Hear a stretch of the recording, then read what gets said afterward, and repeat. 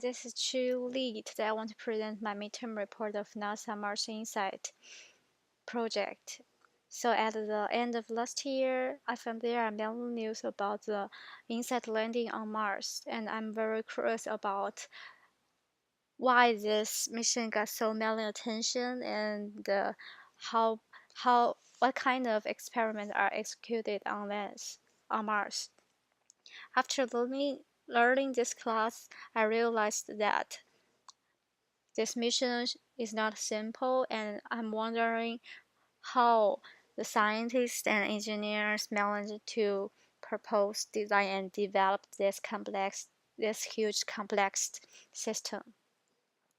During my presentation, I'll go through the background, the need analysis, the concept exploration, the concept definition, and the challenges of InSight. So the NASA Mars Exploration Program started at 1994, and it's aimed to investigate the planetary system, the possible life, and the feasibility for human immigration of Mars. It has accomplished 12 missions, and there are still 7 missions in progress, which including our today's topic, InSight mission. So InSight launched in California on May 5th, 2018, and after 6 months traveling, it landed on Mars on November 26th. And the predecessor of InSight it's a previous Mars mission called Mars Phoenix, which landed on Mars in 2007, and the goal for Phoenix is to prove if water exists on Mars. So inside inherent there are two main system that inside inherited from Phoenix. One is the flight system, that is to control the traveling and execute steps during the traveling. And the second system is called the EDL, the entry, descent, and landing system. That system is to control the lander enter the atmosphere and landing safely at the required location. Oh, by the way, if you are interested in the InSight mission, you can follow its Twitter named NASA InSight, and it will update news. It will update news, and it's very interesting. Back to the predecessor system, Phoenixes, there are two main differences between the InSight and the Phoenixes. One is the payload weight. Mars InSight is has more weight than the Phoenixes. The second is the landing location. The two missions landed at two different locations.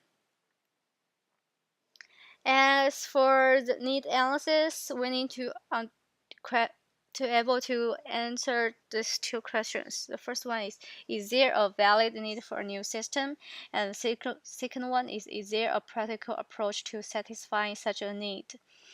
And what is the need for this mission is to go further understand about the early formation of rocky planets in our inner solar systems. And I think it's a technology driving system because the advanced technology has already implemented on previous missions, and the performance is good. And this advanced technology is good enough to allow us to accomplish this mission. But the adjustments and maybe new instrument still needed. And this is a picture of the lander. As we can see, there are so many instruments that is much more than the instrument carried by Phoenix. and on the left corner is the seismometer instrument, which is the most important instrument in this program. And the right side one is called the heat flow instrument, and that is also another important instrument. And this is a picture of the figure of the launch vertical. And the launch vertical is aimed to provide energy and send the spacecraft to Mars.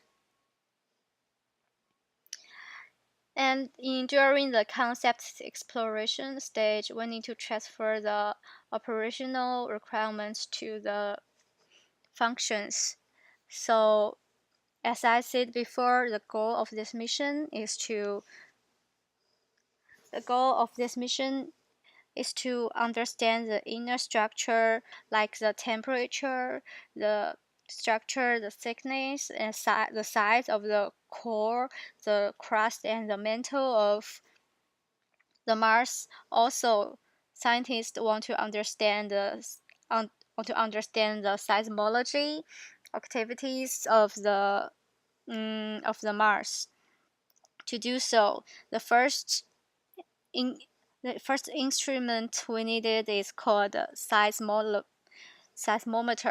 and the seismometer has been invented on Earth like the 2nd century ago, and the first seismometer is uh, the first seismometer go to Mars is called the Mars Viking, carried by Mars Viking, and it's 14 years ago.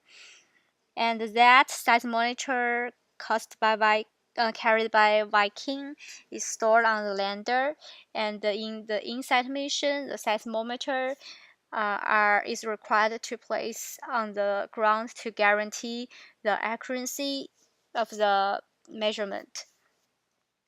And besides, the wind and the temperature sensor shield is required for the seismometer because the environment on the Mars is very straight. There are dust storm may happen every day. As for the heat flow is a instrument that will have ability to penetrate ground like 5 meters deep, and to capture the the flow from inner to the surface. So for this instrument, the sensor on the instrument should be protected by technologies that the environment and the temperature varied heavily on the Mars. As for the lander and the launch vertical, since NASA has sent thousands missions to 100 missions to the universe, these two technologies requirements are these two technologies are mutually in love. Tiny adjustment is needed, but we shouldn't worry too much about this part.